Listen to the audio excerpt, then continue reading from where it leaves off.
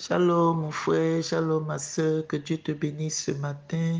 Nous revoilà à notre temps de dévotion matinale et nous prions encore au nom de Jésus-Christ de Nazareth que le Seigneur nous fasse du bien à travers ce temps de dévotion.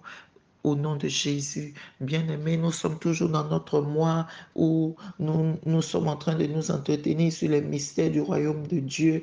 Et cette semaine, le Seigneur a utilisé ses serviteurs pour nous parler sur le thème donné de l'amour. Aujourd'hui, le thème qui nous réunit ce matin est la loi du Christ. Et le texte qui soutient notre thème de ce matin est tiré de Galates en son chapitre 6, le verset 2 que je lis. Portez les fardeaux les uns des autres et vous accomplirez ainsi la loi de Christ. Amen, que Dieu bénisse sa parole. Le Seigneur ce matin est encore en train de nous donner instruction sur la loi, sur l'une de ces lois qui est que nous devons porter les fardeaux les uns des autres. Nous devons nous sentir en mal quand notre frère est en mal. Nous devons, bien aimer, en toutes circonstances, prouver aussi cet amour que le Seigneur a manifesté pour nous sur la croix. La Bible dit que le diable est venu, bien aimé, et il a introduit dans la création le péché. À travers le péché, il voulait la mort de tout homme. Il voulait nous priver du salut. Il voulait nous priver, bien aimé, d'être heureux en volant tout ce que le Seigneur avait préparé pour nous. Et bien aimé, le Seigneur va venir par son sacrifice à la croix, par amour pour nous. Il va venir et il va porter, bien aimé, ce fardeau-là. Il va briser ce fardeau-là par son sacrifice de nos vies. Bien aimé, ce matin, le Seigneur nous dit aussi que nous devons manifester l'amour à l'endroit de nos frères et sœurs en étant avec eux en toutes circonstances, que ce soit dans des temps de joie, que ce soit dans des temps de difficulté, que ce soit dans des temps où il se passe par des situations bien aimées difficiles. Le Seigneur nous dit que nous devons porter les fardeaux de nos frères et de nos sœurs. Celui qui ne porte pas le fardeau de son frère, celui-là est en train de l'exposer à la mort. Bien aimé, la Bible dit que quand Uri, le serviteur de David, était devenu désormais une personne nuisible pour David, parce que David avait posé une action dans laquelle il était culpabilisé, c'est-à-dire cette action où il a pris la femme d'Uri. La Bible nous le dit en 2 Samuel, le chapitre 11, à partir de son verset 15. La Bible dit que David va donner instruction par une lettre à ces gens de guerre là-bas, leur disant de mettre Uri au plus fort de la guerre et de le laisser et de quitter, bien aimé, derrière lui, de se retirer de lui. Et quand ils se sont retirés, Uri a été frappé et Uri est mort. Bien aimé, celui qui se retire de son frère en des moments difficiles, en ces moments difficiles, est en train de tout simplement mettre fin à sa vie, est en train de tout simplement le tuer, est en train de tout simplement ne pas manifester l'amour que le Seigneur veut que nous manifestions les uns envers les autres. Mais par contre, Actes chapitre 5, chapitre 9, pardon, la Bible nous parle en Actes chapitre 9 d'une femme qui portait les fardeaux des serviteurs de Dieu, qui portait les fardeaux des veuves, qui portait les fardeaux des frères, de ses frères et de ses sœurs. Cette femme nommée Tabitha Dorcas, bien aimée, la Bible dit que quand la mort va visiter Tabitha Dorcas, Tabitha Dorcas va revenir à la vie par la prière de Pierre, parce qu'elle portait le fardeau des frères et des sœurs, parce qu'elle était présente dans la vie des frères et des sœurs.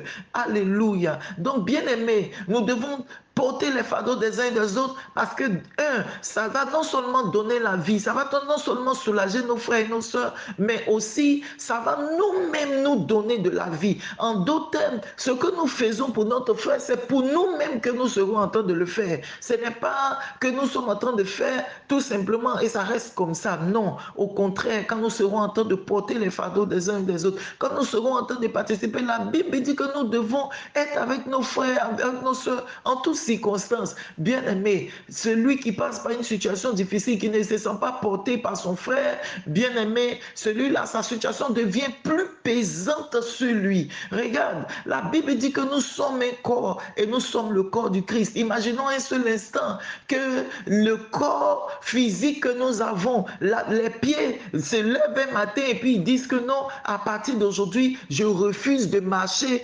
parce que la tête ne me plaît pas ou bien parce que je ne veux pas que la tête arrive à tel ou tel endroit. Bon, à partir d'aujourd'hui, moi les yeux, je décide de ne pas voir. Regardez comment ce serait catastrophique. Regardez comment ce serait catastrophique. Bien-aimés, le Seigneur nous interpelle ce matin. Il nous dit de porter les fardeaux des uns des autres. Ce serait manifester l'amour même. Ce serait manifester parce que celui qui aime son frère ne va pas accepter de le voir souffrir et puis il ne participe pas, il ne l'aide pas. C'est pas possible. Parce que l'amour de ton frère et de ta soeur va t'interpeller sur son état et tu vas participer à l'aider, à le porter, à lui donner des conseils, à être présent dans sa vie. Bien aimé, beaucoup de personnes sont passées outre parce qu'ils n'ont pas eu d'aide, ils n'ont pas eu de conseils, ils ne se sont pas sentis aimés, ils ne se sont pas sentis portés. Aujourd'hui, bien aimé, dans nos différentes églises, des personnes, pas tout le monde, mais des personnes abandonnent nos différentes assemblées. Pourquoi? Parce que disant qu'ils étaient dans des difficultés, on ne les a pas visités, on ne les a pas portés, on ne les a pas nourris. La Bible n'a-t-elle pas dit que la vraie église est de visiter les prisonniers? La Bible n'a-t-elle pas dit que la vraie église est de visiter la veuve, est de la porter? Bien-aimés, ce matin, le Seigneur nous interpelle. Ne laissons pas nos semblables croupir sous le poids de leurs difficultés, mais participons par amour pour eux, par une prise réelle de conscience, participons à les porter. La Bible dit que tu aimeras le Seigneur ton Dieu de tout ton cœur, de toute ton âme, de toutes tes forces, et tu aimeras aussi ton prochain comme toi-même. Si tu considères ton prochain comme toi-même, alors peu importe ce par quoi il passe, tu vas te sentir concerné aussi parce que tu le considères comme toi-même. Donc ton prochain est devenu une personne, est devenu comme une partie de toi. Tu ne vas pas l'assister dans ses difficultés pour l'abandonner, pour ne pas le porter, pour ne pas l'aider, pour ne pas le conseiller. Tu ne vas pas rire de son état. Tu ne vas pas rire de son état. La Bible dit que ce que tu t'attends à ce que ton frère fasse pour toi, fais-le de même pour ton frère. En le faisant même de même pour ton frère, ce n'est pas parce que tu as un intérêt quelconque ou bien ce n'est pas parce que tu t'attends forcément à un bénéfice quelconque. Tu le fais parce que tu l'aimes, tu le fais parce que c'est la loi de Christ tout simplement et le Seigneur saura comment rémunérer le fait que tu te sois mis à la place de ton frère pour l'aider, pour le porter, pour le soutenir. Bien-aimés, aimons-nous donc, portons les fardeaux des uns des autres, participons à la vie de nos frères et de nos soeurs. Ainsi, nous saurons ce par quoi ils passent réellement. Bien-aimés, il y a des gens qu'on condamne, il y a des gens qu'on culpabilise, il y a des gens qu'on accuse parce qu'on n'est pas présent dans leur vie. On ne sait même pas ce par quoi ces personnes passent réellement. On ne sait pas le fardeau qu'ils portent. On ne sait pas les difficultés auxquelles ils sont confrontés. On les voit d'apparence. Ils sont propres, ils sont bien. Et puis on se dit que tout va très bien. Bien aimés, n'ayons pas cette attitude. Approchons-nous, visitons-nous, parlons-nous. Prends les nouvelles de tes frères, de tes soeurs. Prends leurs nouvelles. Rapproche-toi d'eux, sois comme bien-aimé, étant à leur place. Et ainsi, on se connaîtra mieux et on saura mieux comment nous aider. Au nom de Jésus-Christ de Nazareth. Bien-aimé, que le Seigneur nous bénisse ce matin, que le Seigneur nous fasse du bien, comme je le disais à l'entame de cette exhortation, que le Seigneur fasse du bien à la vie de chacun de nous. Je prie pour ceux-là, même mes frères et mes sœurs, que je connais physiquement ou pas physiquement, mais avec qui nous formons le corps du Christ, peu importe ce par quoi tu passes, que le Seigneur te fasse du bien. Je prie pour toi ce matin, que le Seigneur combatte tes combats et que le Seigneur te rende victorieux et victorieuse de tous les défis auxquels tu es confronté, que le Seigneur te fasse passer ce désert au nom de Jésus-Christ de Nazareth. Soyez bénis au nom de Jésus, prophétesse Naomi qui vous a servi. Shalom.